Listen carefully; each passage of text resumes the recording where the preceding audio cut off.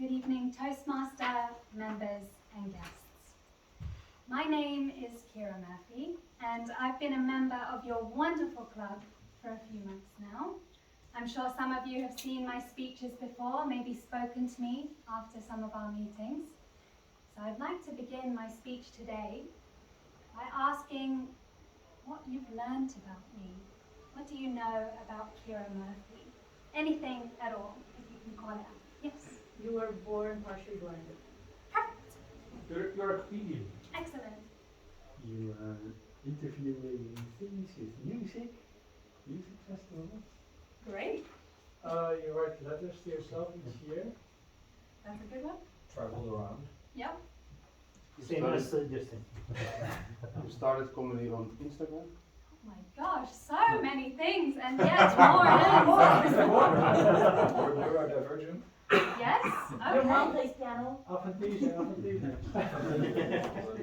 So I think it goes without saying that at Toastmasters, I'm a pretty open book, which made tonight's task particularly difficult. My speech this evening is a keynote speech. Essentially, this is a speech where you try to get across an important message, something new to your audience.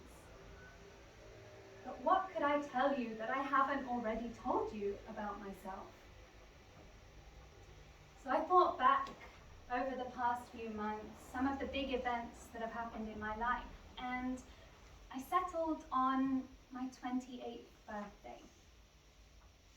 Not a particularly important age for many people. It's not a milestone birthday. It's not an age that you can start doing something new like drinking or voting. Just another year around the sun, right?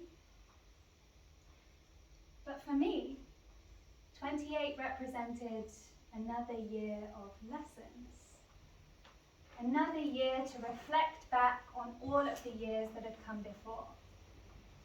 Another year to get myself closer to where I wanted to be. So taking inspiration from this, I decided my keynote speech will be the 3 biggest life lessons I've learned by age 28. But now a new question, how to pick just 3? Well, I have had 28 years to think about it, right? And I decided to go with the 3 that I think have had the biggest impact on my life to date, and that I hope have the potential to influence yours too. So, we begin with life lesson number 1. It's okay to quit. Like I'm sure many people in this room, I was raised with the idea that quitting is a bad thing. If something in your life isn't going well, you don't quit. You push through, no matter how hard it gets. A question for you. If somebody is running a race and they're struggling towards the last few miles, what would you tell them? Keep going. Push it. Yeah, exactly. Something along the lines of, don't quit, you'll regret it later. Quitting in general is not really seen like a good option. But I'd like to argue today that quitting can actually be quite a good thing. Let me take you back to a dilemma that I faced just after I left school. I'd gotten the grades to get into one of the best universities in the UK. So that autumn, I packed my bags and headed off to start this new chapter of my life. A time full of new opportunities, the first step towards the person I was going to be. So why, after a few months at this university, did I feel like I wanted to quit? By the time Christmas rolled around, I found that I was hating almost everything about my university. I hated the drinking and the partying culture that just really didn't fit with who I was as a person. I hated the boring course that I just couldn't find myself interested in. and I particularly hated the endless rain that continued to fall in this southwest England town, and that was certainly not helping my mood. I spoke to some friends and family about my dilemma, and the response was always the same. It's just 3 years of your life, Ciara. Quitting would be a waste of time, a waste of money. Just push through. And I did. I really did. I tried my hardest. But there was part of me that knew that I would spend those next 3 years feeling unhappy just because I was afraid to quit. So, after a bit of self-talk, I made the decision to hand in my withdrawal letter, and I left the university after a year. It was not an easy decision, but now I can tell you it was the right one. A few months later, I started university again at another university, Durham. And this time I loved it. I loved the homely and welcoming atmosphere of this university that fit my personality so much better. I loved this new course that inspired me every day to go to lectures and seminars. I mean, yeah, it was still in the UK, so the weather was still a bit rubbish, but I was happy at last because I had quit. After those enjoyable 3 years, I headed off to start the next new chapter of my life, employment. I had got myself this high-powered corporate job that I had worked 4 years to get, a job that many people would have fought for. And again, after a few months, I realized it just wasn't the right fit. But this time, I knew quitting was an option. If things weren't working out, maybe the grass was greener on the other side. Rather than spending my work days crying in the office bathroom, perhaps, just perhaps, there was something better out there. And so I left it behind and moved on. My decisions to quit have been some of the best decisions of my life. And it extends beyond just universities and jobs. I've quit toxic relationships, bad friendships, even countries that weren't the right fit for me. I never set out to quit when I started these things, but hindsight has shown just how beneficial that quitting has been.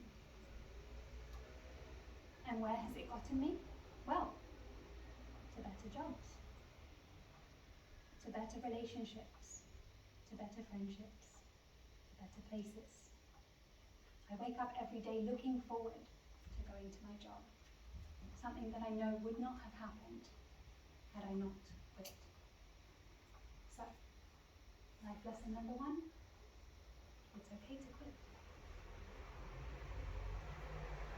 We move on to life lesson number 2.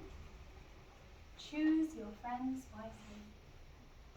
The age-old adage I'm sure you've heard a million times before, but one that I don't think I really took to heart until relatively recently. Can I get a show of hands? Who here believes that we are influenced by the people around us? A unanimous vote. Me too. I have the personal belief that humans are a bit like sponges. We absorb the energy and atmospheres of the things around us. Have you ever been in a situation where somebody else's energy is bad and it makes you feel bad too? Like you're at a restaurant and the waiter looks annoyed, emanating this bad energy, and you find yourself feeling annoyed too. Or you spend time with somebody who always sees the world glass half empty, and after some time, you feel that way too? I found myself grappling with the concept of choose your friends wisely after a particular friendship that I had with a girl that I'll call Adeline. Now at that time, I think I was quite a different person. I was much less open, much less willing to go out and make new friends. And so I kind of fell into this friendship with Adeline. It was one of those situational friendships that you have just because you exist in the same environment as this person. Maybe you're in the same class together, you play the same sports. For Adeline and I, we worked at the same company. Our office was very small. I didn't really have much of a social life at the time, and so Adeline ended up being the person that I was spending most of my time with. But this friendship came at a cost. If I had met people before who lived their life glass half empty, I don't think Adeline's glass had ever been filled. To me, Adeline was a bit like a marshy pit in the middle of a forest, the kind that you put one foot into and it sucks you down into its murky depths. Every conversation that the two of us had involved catty remarks about all the people she met, how much she disliked her job, how her life was bad. And after some time, I found that this energy was infecting me too. Sure, I thought my colleagues were quite nice, but they could be a bit annoying, couldn't they? Yeah, I did like my job, but some of the tasks were a bit pointless, right? And my life was good, sure, but a lot could be improved. Over the course of a few months, my mood had changed from one of positivity to complete and utter negativity. And I put that predominantly down to the people that I was spending my time with. Once I became aware of this, I took my own advice, it's okay to quit, and I started to distance myself from Adeline. Almost immediately, my mood shifted. Since then, I've become a lot more conscious of the people I choose to spend my time with. I no longer choose friends just because they're there. I would rather be alone than with people who are making me a worse version of myself. I think about the adjectives that I would use to describe my two closest friends in the Netherlands now. Strong and effervescent. When I spend time with them, I find my strength built in, my personality getting bubblier. If Adeline was a murky pit, these people are sunshine. I believe that they make me a better version of myself. And if I am going to live by this mantra that I am a sponge and absorb the energy of those around me, well, I better make sure they're good people, right? So, if someone's presence in your life is not serving you, wait around for the ones who will. Life lesson number 2, choose your friends wisely. And so we head now to the final life lesson. Life lesson number 3. Burn the candle, drink the champagne. I'm sure that we all have that one thing in our life that we never use because it's too good to use. Maybe it's that pair of designer shoes that you bought that you never wear because they were too expensive. Or maybe it's that bougie candle you got gifted that you'll never burn because it's too pretty. Perhaps it's that nice bottle of champagne you got for a birthday that you'll never drink because you're saving it for a special occasion. I want you to take a minute and think about one thing that you have in your house that you'll probably never use because it's too nice.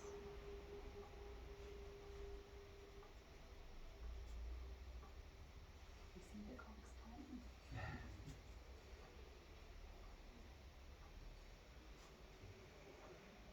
Can you tell me some of these things you have?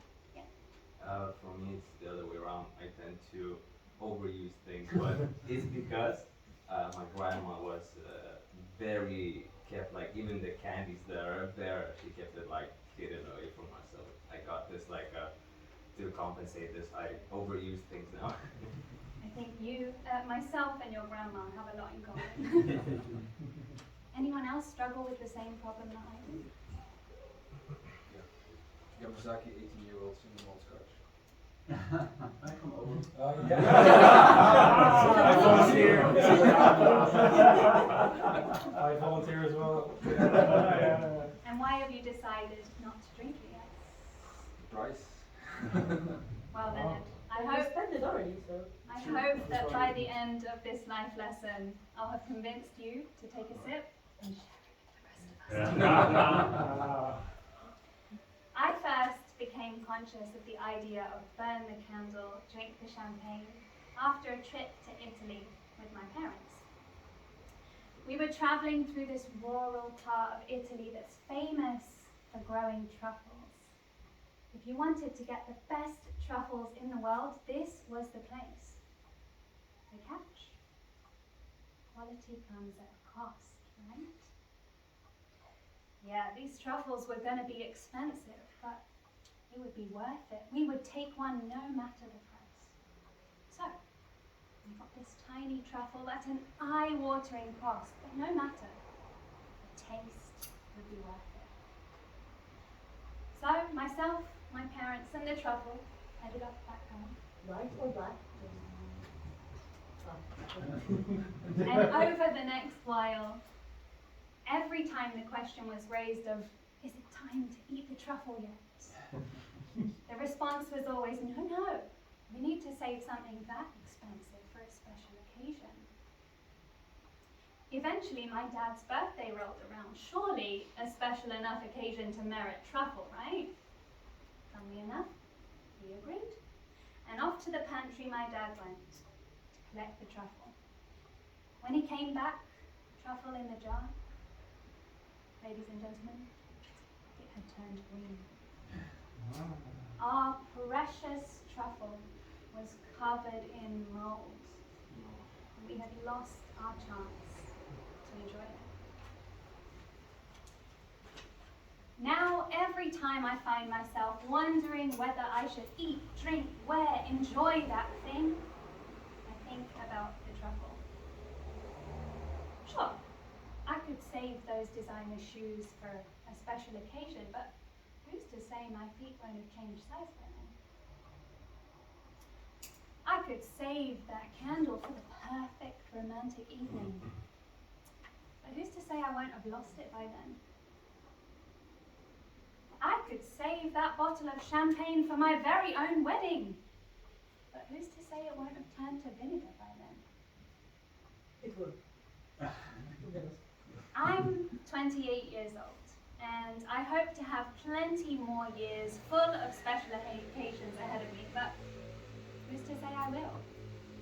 Life turns on a dime, and I might be saving these things for a day that might never come.